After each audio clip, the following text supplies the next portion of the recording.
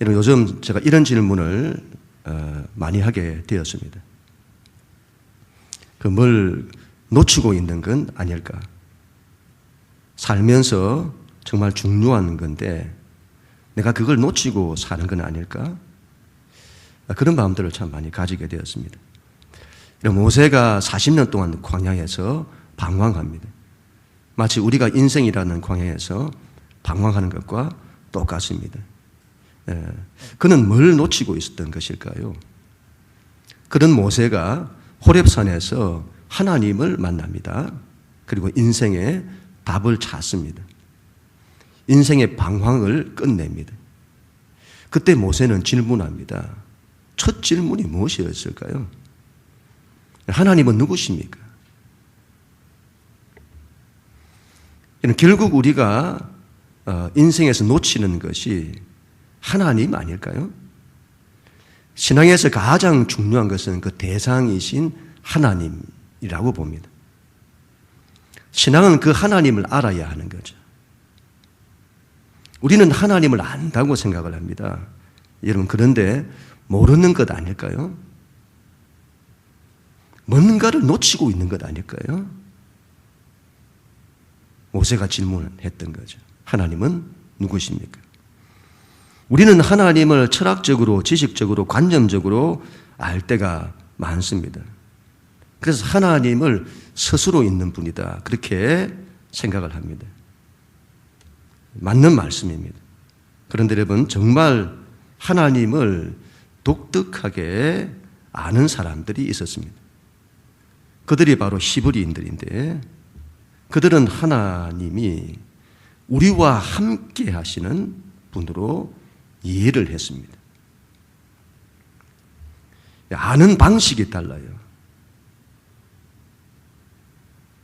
하나님을 형이상학적인 하나님의 존재로 이해하는 것이 아니라 우리와 함께 하시는 하나님으로 이해를 했다는 것이죠.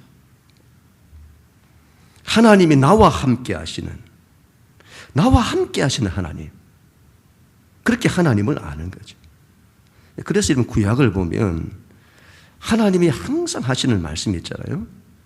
내가 너희와 함께 할 거다. 아브라함아, 야곱아, 내가 너와 함께 할 거다. 모세야, 내가 너와 함께 할 거다. 여호수아야, 내가 너와 함께 할 거다. 하나님이 함께 하신다는 것을 그렇게 강조하세요. 하나님은 우리와 함께 하시는 하나님이죠. 그래서 우리는 우리와 함께 하시는 하나님을 알아야 되는 겁니다. 그런데 우리는 이걸 무시하는 것 아닐까요? 내 인생에서 하나님의 함께 하심을 놓치고 있는 것 아닐까요? 오늘 말씀 22절 우리 같이 한번 읽습니다. 시작. 가룟이 아닌 유다가 이르되 주여 어찌하여 자기를 우리에게는 나타내시고 세상에는 나타 아니하려 하시나이까. 아멘. 가룟 유다가 아닌 또 다른 유다라는 이 제자가 예수님께 질문하죠. 주여 어찌하여 당신을 우리에게는 나타내시고 세상에는 나타내지 않으십니까? 여러분, 요한복음 우리가 14장을 보고 있는데 14장에는 제자들의 질문이 많이 등장합니다. 처음에는 베드로가 물어요. 주여 어디로 가십니까? 그 목적지를 물어보는 거죠. 거기에 대해서 예수님이 답변하세요. 질문하고 답변하시고 정말 중요한 걸 말씀하시죠. 우리가 놓쳐서는 안 되는 거. 내가 너희를 위하여 처소를 예비하러 간다. 천국을 예비하러 간다. 그 말은 너희는 천국을 바라보고 너희의 목적지인 그 천국을 바라보며 살아야 한다는 거죠. 두 번째, 도마가 질문합니다. 주여 어디로 가시는지 알지 못하는데 그 길을 어떻게 알겠습니까? 질문이 조금 다르죠. 앞에서는 목적지를 물었다면 이번에는 그 길을 묻는 거예요. 그때 예수님의 그 유명한 말씀이죠. 내가 곧 길이요 진리요 생명이다. 나로 말미암지 않고는 아버지께로 올 자가 없다. 예수님만이 길이다 이 말이죠. 진리의 길이고 생명의 길이에요. 그 말은 그거 외에 네가 사는 길은 없다 이 말이죠. 그리고 세 번째, 빌립이 질문하죠. 하나님을 보여주십시오. 그러자 예수님, 나를 본 자는 아버지를 보았다. 어찌하여 아버지를 보이라 하느냐. 바람에 이러면 나무가 흔들려요. 그러면 바람은 자신의 존재를 보인 거예요. 그걸 볼 수 있어야 하는 거죠. 그런데 그런 바람 말고 바람 자체를 보이라? 그런 건 없습니다. 하나님도 마찬가지예요. 예수님을 통해 하나님이 나타나셨습니다. 그걸 볼 수 있는 영적인 눈이 있어야 합니다. 오늘 네 번째 유다가 질문합니다. 왜 세상에는 당신을 나타내지 않으십니까? 어찌하여 그렇습니까? 하나님께서 세상 사람들에게 당신의 위대함을 나타내시면 얼마나 좋아요. 그런데 왜 그렇게 안 하시냐 이 말이에요. 어찌하여 우리에게만 나타내시지? 여기에 대한 예수님의 답변입니다. 우리 23절, 24절 하나님 말씀 같이 읽습니다. 시작. 예수께서 대답하여 이르시되 사람이 나를 사랑하면 내 말을 지키리니 내 아버지께서 그를 사랑하실 것이요 우리가 그에게 가서 거처를 그와 함께 하리라. 나를 사랑하지 아니하는 자는 내 말을 지키지 아니하나니 너희가 듣는 말은 내 말이 아니요 나를 보내신 아버지의 말씀이니라. 아멘.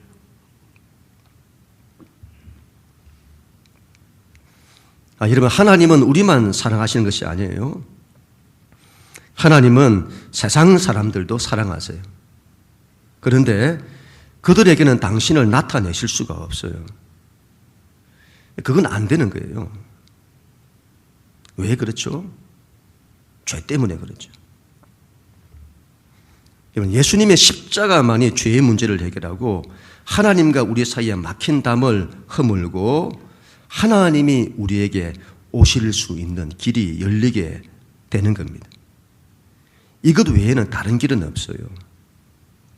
여기에 하나님의 딜레마가 있는 겁니다. 저들을 사랑하세요. 저들에게도 당신을 나타내시기 원하세요. 그런데 죄 때문에 당신을 나타내실 수가 없습니다. 죄의 문제를 해결하지 않고 당신을 나타내신다? 그렇게 되면 하나님의 불의가 나타나게 되는 겁니다. 이건 믿는 우리에게도 마찬가지예요. 하나님이 누구에게 당신을 나타내시나? 예수님을 사랑하는 사람, 예수님의 말씀을 지키는 사람입니다. 하나님을 사랑하지 않고 하나님의 말씀을 지키지 않는 사람에게 하나님께서 당신을 나타내시지 않습니다.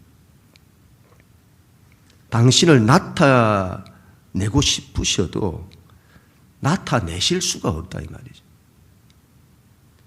하나님을 사랑하지 않는데 하나님의 말씀을 지키지 않는데 어떻게 하나님께서 당신을 우리에게 나타내실 수가 있습니까?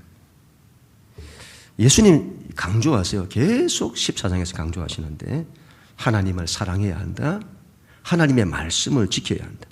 그러면 하나님이 너와 함께 하신다. 여러분, 제가 지난 시간에도 한번 말씀을 드렸습니다만 창세기 3장은 그 인간의 실패를 말합니다. 사람의 실패, 우리의 실패. 그렇게 귀하게 창조된 사람이 실패하는 이야기입니다. 그 실패의 근본에 사탄 마귀가 있어요. 이 마귀가 뭘로 사람을 실패케 하냐? 바로 하나님의 말씀입니다. 마귀는 하나님의 말씀을 흔들어요. 그리고 하나님의 말씀에 대한 의심을 가지게 만듭니다.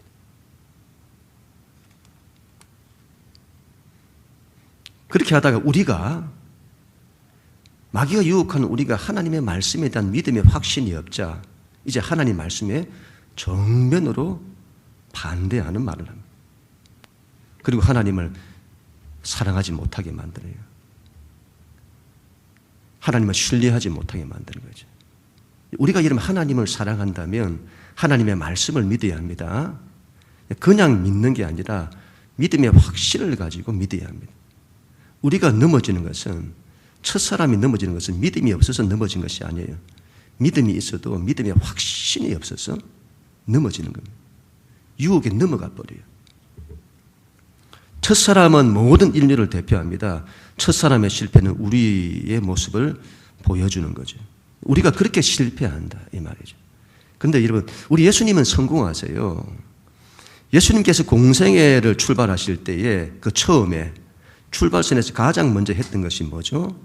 마귀의 시험을 이기는 거예요. 이게 먼저 안 되면 뒤에 아무것도 안 된다 이 말이죠. 우리의 인생이 마귀의 유혹을 이겨내야 합니다. 모든 것을 처음에 그래야 합니다. 마귀의 유혹을 이겨야 합니다. 마귀가 얼마나 우리로 하여금 하나님께 대한 믿음을 갖지 못하게 하는지 모릅니다. 뭘로 그렇게 하죠? 하나님 말씀에 대한 의심으로. 믿음의 확신을 가지지 못하게 해서 우리 인생을 실패케 만드는 거예요. 그런데 예수님은 그걸 다 이겨냈어요. 예수님 마귀의 유혹을 다 이기시잖아요. 뭘로 이기시죠? 전부 하나님의 말씀으로. 하나님의 말씀에 대한 절대 믿음을 가지고 계세요. 우리 예수님. 그걸로 다 이기시는 겁니다. 현대 신학에 자유주의 신학이 들어오면서 기독교는 큰 위기를 겪었습니다. 그 자유주의 신학이 하나님의 말씀을 비평하는 거예요. 그리고는 하나님의 말씀에 대한 확신을 잃게 만들어요. 그들이 하나님께 대한 믿음을 반대하는 것이 아니에요. 그런데 그들의 결정적인 잘못은 하나님의 말씀에 대한 믿음의 확신을 잃어버리게 만든 거예요. 모든 믿는 자들로.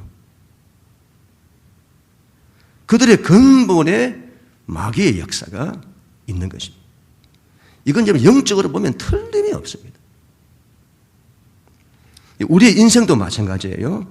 하나님 사랑하고 하나님 말씀에 대한 믿음의 확신을 가져야 합니다.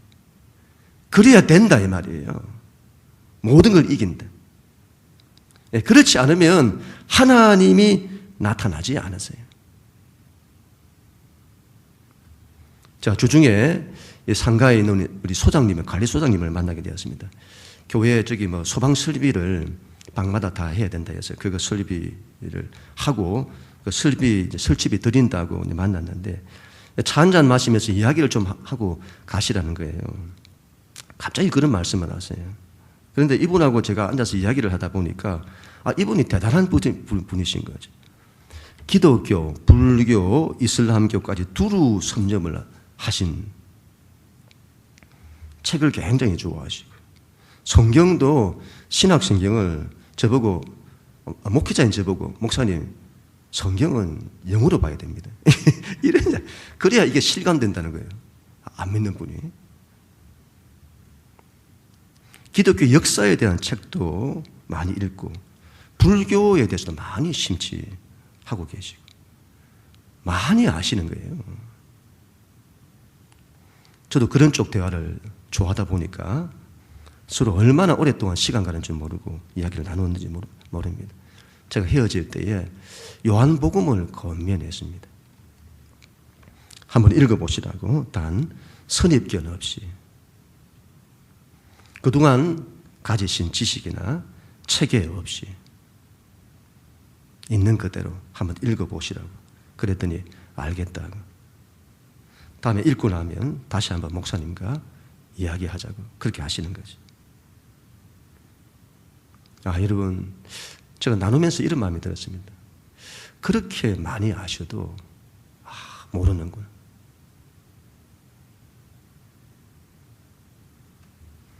기독교에 대한 많은 지식을 가지고 있어도 모르는 거예요. 안 열리는 거예요. 이건 여러분 하나님을 사랑해야만 열리는 거예요. 하나님의 말씀을 믿을 때 열리는 거예요. 아니면 아무런 선입견 없이 열린 마음으로 읽든지. 그래야만 고나마 그래도.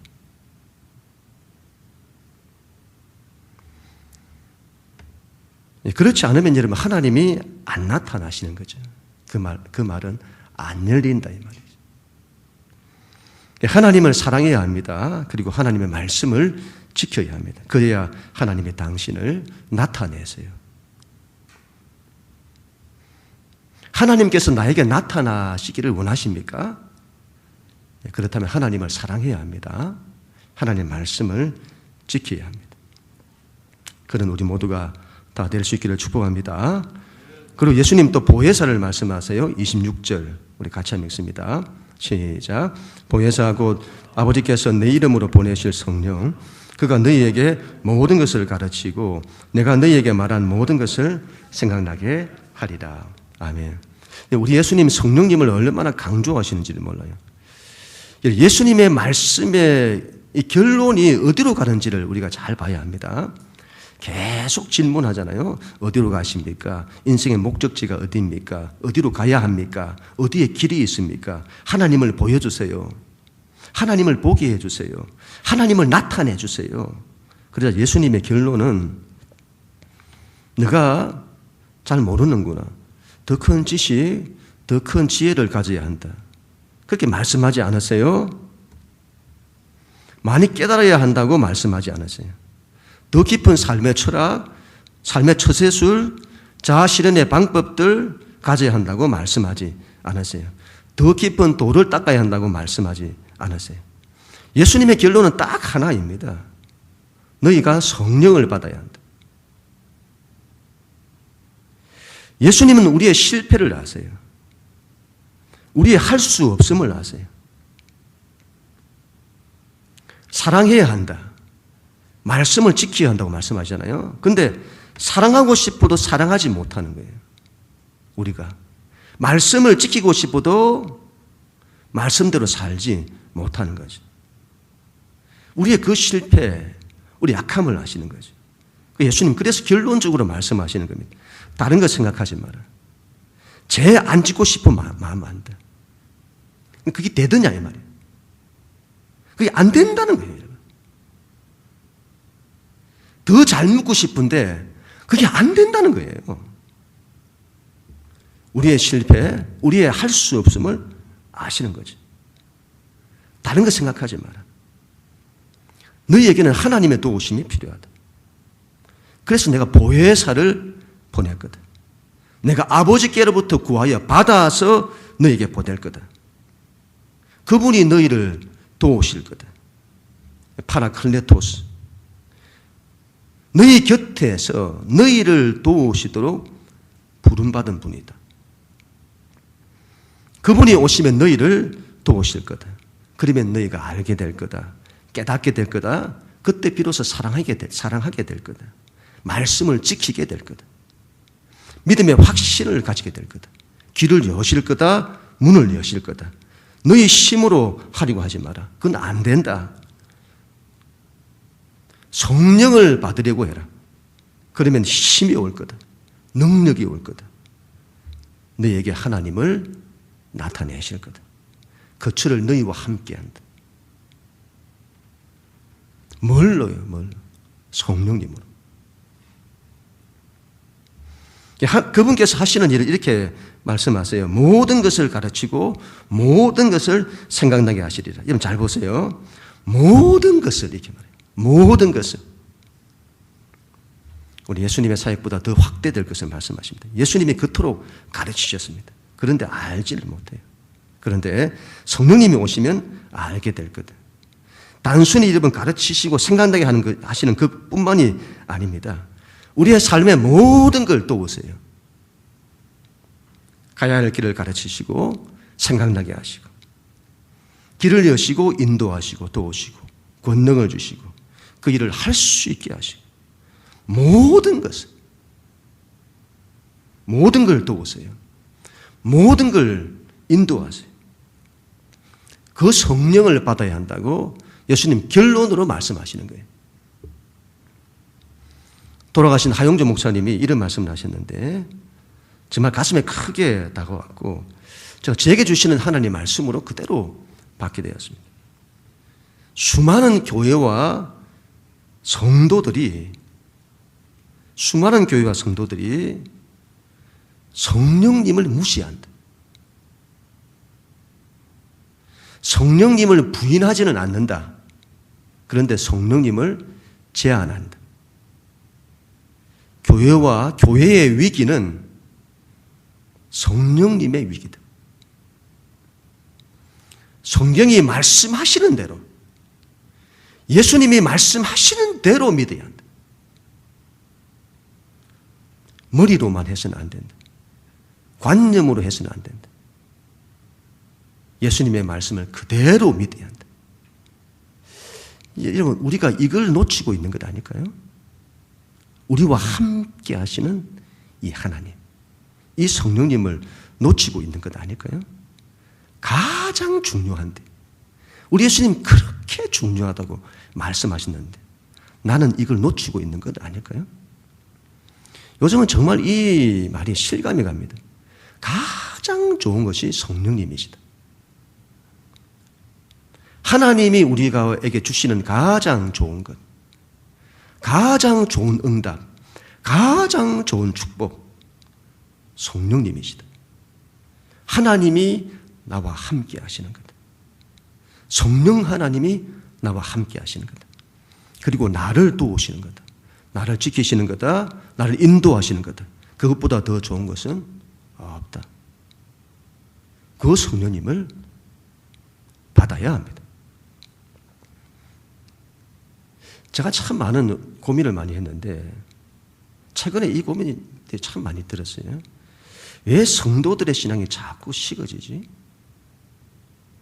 왜 믿음이 식어지나?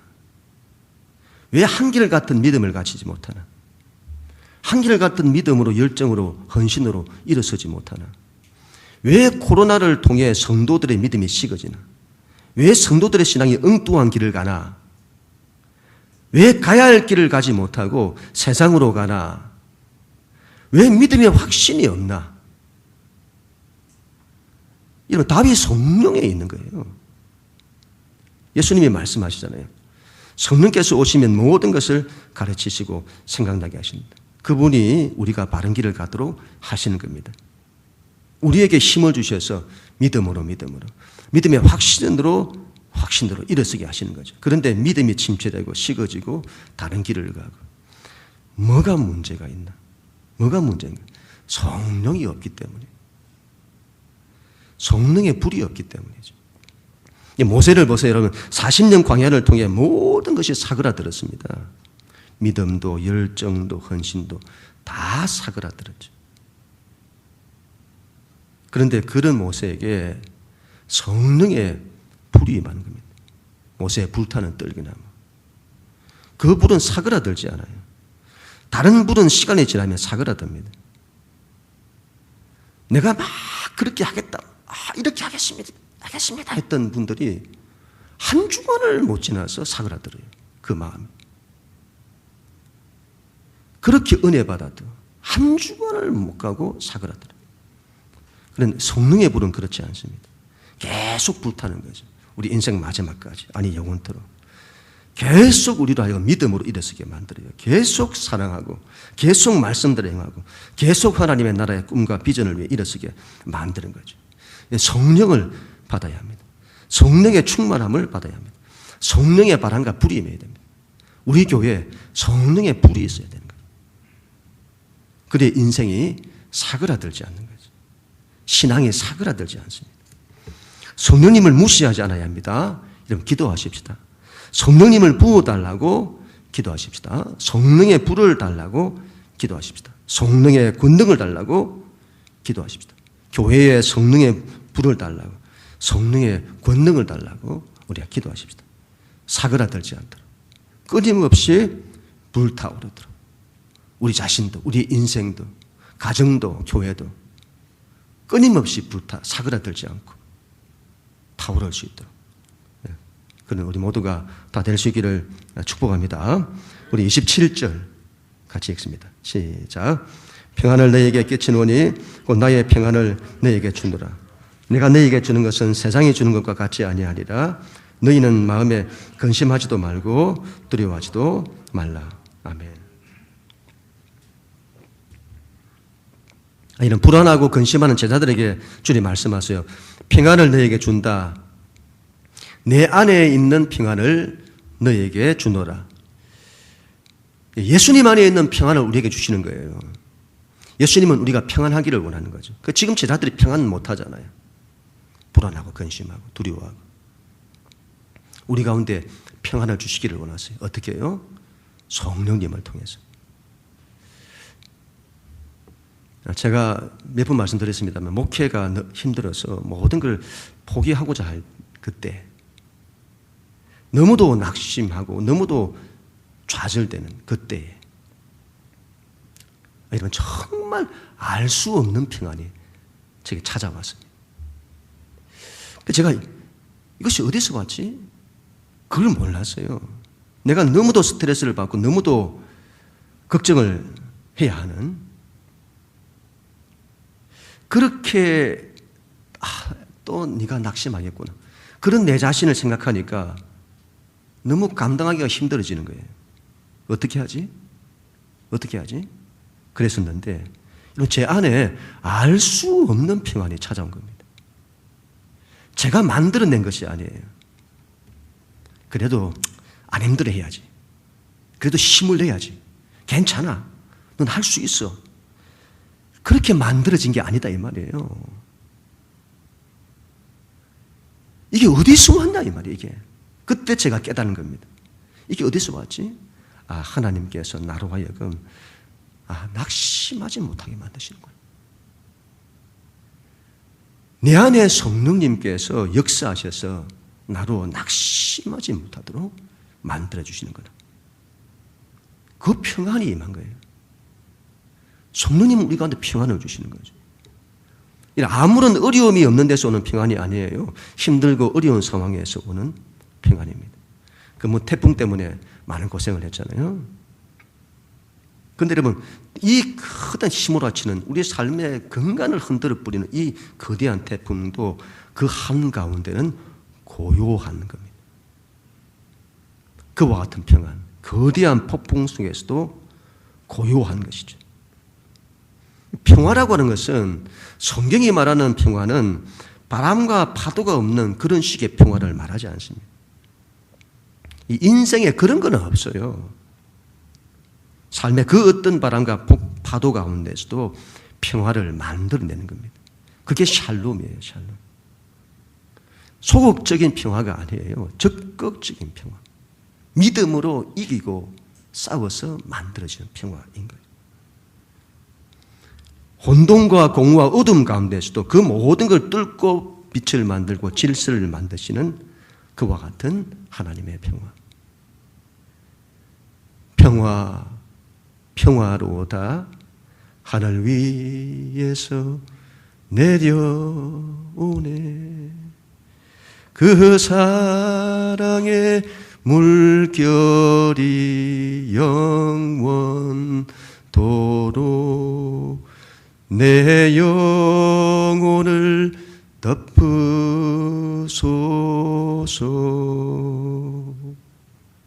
그 평화. 오늘 또 제가 한 소리 들을지 모르겠습니다. 아빠 제발 노래 좀 하시면. 삶의 그 어떤 상황 가운데서도 성령님이 주시는 이 평안이 우리 안에 가득한 우리 모두가 다 될 수 있기를 축복합니다. 네, 마지막으로 29절 같이 읽습니다. 시작. 이제 일이 일어나기 전에 너희에게 말한 것은 일이 일어날 때에 너희로 믿게 하려 함이라. 너희로 믿게 하려. 미리 말씀하신 것은 너희로 믿게 하려 합니다. 예수님이 얼마나 믿음을 강조하신지를 모릅니다. 아직도 일어나지도 않은 걸 미리 말씀하시는 것은 나중에 믿게 하려 합니다. 너희가 나중에 믿어야 된다. 믿게 하려 합니다. 미리 여러분 말씀하지 않았다면 왜 미리 말씀하셨을까요? 미리 말씀하지 않았다면 나중에 믿음을 가졌을지는 모르겠지만 이런 믿음은 가지지 못했을 겁니다. 예수님 미리 말씀하시지 않았다면. 미리 말씀하시기 때문에 나중에 어떤 믿음을 가지게 되죠? 예수님 말씀하신 그대로 되네? 하나님의 말씀은 틀림이 없네? 그 믿음을 말씀하는 거예요. 그걸 믿게 하는. 하나님의 말씀은 틀림이 없다는 그걸 믿게 하시려고 예수님 미리 말씀하시고 그 말씀이 나중에 이루어진 걸 통해서 예수님 말씀대로 되네? 말씀에 대한 믿음이지. 하나님의 말씀은 틀림이 없다. 우리가 그 믿음을 가져야 하는 겁니다. 그리고 더 나아가 믿음의 확신을 가져야 되는 거예요. 하나님 말씀대로 된다고 하는, 하나님 말씀은 틀림이 없다고 하는 그 믿음을 가져야 하는 겁니다. 그리고는 마지막으로 30절 31절 이렇게 말씀하시잖아요. 같이 한번 읽습니다. 시작. 이후에는 내가 너희와 말을 많이 하지 아니하리니 이 세상에 임금이 오겠습니다. 그러나 그는 내게 관계할 것이 없으니 오직 내가 아버지를 사랑하는 것과 아버지께서 명하신 대로 행하는 것을 세상이 알게 하려 함이노라. 일어나라. 여기서 떠나가자 하시니라. 이제 예수님 말씀을 많이 하시지 않겠다고 하세요. 단순히 말씀을 적게 하신다는 그런 이야기가 아니라 이제 십자가의 때가 온 거예요. 이제부터는 믿음으로 행하시겠다는 거죠. 말만 하는 신앙이 되어서는 안 됩니다. 믿음으로 행해야 하는 거죠. 세상이 임금이 오겠습니다. 세상이 예수님을 반대하고 죽일 것을 말씀하세요. 그러나 그는 내게 관계할 것이 없다. 그건 나와 관계가 없다. 그들이 뭘 하든 그건 나와 상관이 없다. 그들이 나를 어떻게 하려고 하는데 어떻게 대응해야 할지, 어떻게 해야 저들의 반대를 피하게 될지, 어떻게 해야 저들의 계획이 허사로 돌아가게 될지, 그렇게 만들 수 있을지, 그런 데 마음을 두지 않겠다. 그들은 나를 어찌하지 못한다. 그들은 나와 상관이 없다. 예수님은 그런 걸 고민하면서 뭔가를 이루려고 하시지 않으세요. 나는 오로지 아버지를 사랑하는 것과 아버지의 말씀에만 관심을 두고 그 말씀을 이루는 일에만 관계를 가질 거다. 거기에만 관심을 가질 거다. 그리고 사람들로 알게 할 거다. 내가 누구인지를 밝힐 거다. 저분은 오로지 하나님을 사랑하는 분이시구나. 저분은 오로지 하나님의 말씀대로 행하시는 분이시구나. 그렇게 알게 하시겠다는 거죠. 우리가 너무 세상적인 것에 많이 대응을 해요. 세상이 나를 반대하고 환경의 조건이 나를 반대하고 그걸 어떻게 내가 해결할까? 그런 반대를 어떻게 피할까? 그런 것에 온 마음을 다 빼앗기는 거죠. 예수님은 그런 것에 별 관심이 없었어요. 오로지 하나님을 사랑하는 것에 관심을 가지시고 오로지 하나님의 말씀대로 행하시는 것에 모든 관심을 다 가지시는 겁니다. 이걸로 다 이루어요. 기독교가 세상 일에 너무 관심을 가지는 거기에 모든 에너지를 소모하는 그래서는 안 됩니다. 기독교가 세상의 반대와 싸우는 그런 단체로 전락해서는 안 됩니다. 그런 걸 하지 말라는 것이 아니에요. 여러분 할 수 있습니다. 해야 하기도 하고요. 그러나 기독교를 그렇게 이해해서는 안 됩니다. 기독교는 오로지 하나님을 사랑하는 것과 하나님의 말씀대로 행하는 것에 관심을 가져야 하는 거죠. 그걸로 모든 걸 다 이루는 겁니다. 마지막으로 이렇게 말씀하시잖아요. 일어나라. 이제 함께 가자. 믿음은 그래야 합니다. 일어서야 합니다. 일어나라. 가자. 참, 이 말씀이 참 좋아요. 손해야 일어나라. 38년 된 중풍병자에게는 내 자리를 들고 일어나 걸어가라. 우리가 자꾸 주저앉으려고 하기 때문이죠. 인생이 주저앉으려고 해서는 안 됩니다. 예수님 죽음의 상황에서도 우리 예수님 죽음의 상황에서도 주저앉지 않으세요. 이 믿음으로 다 일어서세요. 일어나서 가세요. 늘 일어서려고 해야 합니다. 어떤 상황에서도 믿음으로 일어서서 걸어가려고 해야 합니다. 하나님을 사랑하십시다. 하나님 말씀에 대한 절대 믿음의 확신을 가지고 하나님의 말씀을 지키십시다. 하나님께서 당신을 나타내실 것입니다. 우리 힘으로 안 되는 거예요. 그 성령을 주시는 겁니다. 성령을 받아야 합니다. 우리 곁에서 우리를 도우실 것입니다. 성령의 바람과 불이 임하도록. 기도할 때 이거 많이 기도해 보세요. 저도 저녁마다 다른 기도 내려놓고 성령님만을 구하는 기도를 하는데 얼마나 그냥 하나님의 은혜와 이 불이 임하는지 막 일어나요. 살아나요. 네, 그래야 될 것입니다. 성령의 불을 구하시는 우리 모두가 될 수 있기를 바랍니다. 인생이 사그라들지 않게 될 겁니다. 침체되지 않게 될 것입니다. 모든 것을 인도하세요. 우리가 바른 길을 갈 수 있도록 만들어주세요. 엉뚱한 길을 가지 않도록 만들어주십니다. 우리의 삶에 끝내는 평안을 주시는 것입니다. 이걸 놓치지, 이 중요한 걸 놓치지 않아야 되겠습니다. 그럼 우리 모두가 다 될 수 있기를 주님의 이름으로 간절히 축원합니다.